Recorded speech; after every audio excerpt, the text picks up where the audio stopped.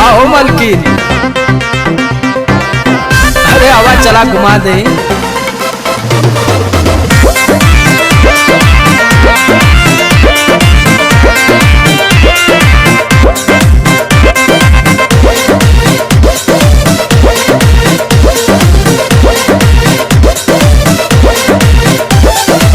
चलो ना जानू आज पटना घुमा दूं। अच्छा? चल के बजरिया में शॉपिंग करा दूं।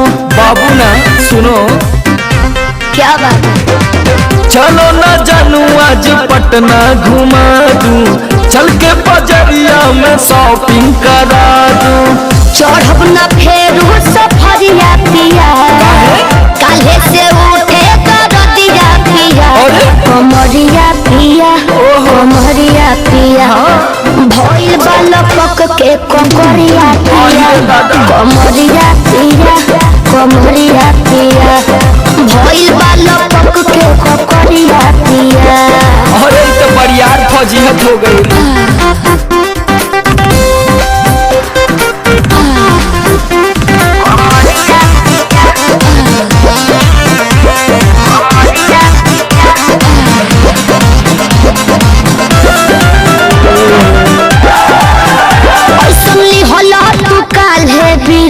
राजा जी लागे भइल बा कमरिया की रेख राजा जी।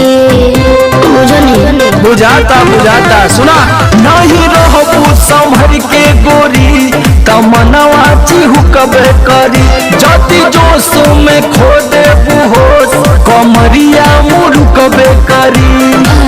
राते तू कोइला बरदिया पिया, पोरे पोरे हो खता दरदिया पिया। कैसे? कमरिया पिया, कमरिया पिया, भइल बालपक के कमरिया पिया।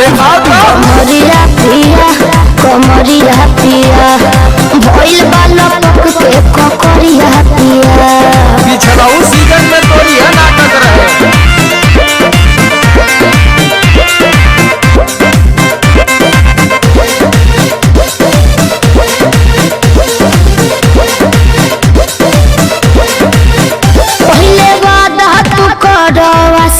पिया हो कौन कर बनाब साजिश पिया हो। लगनू तो नाए, एगो काम करा, बिना डीपी से झरवा लेबू तो बहुते आराम करी हो।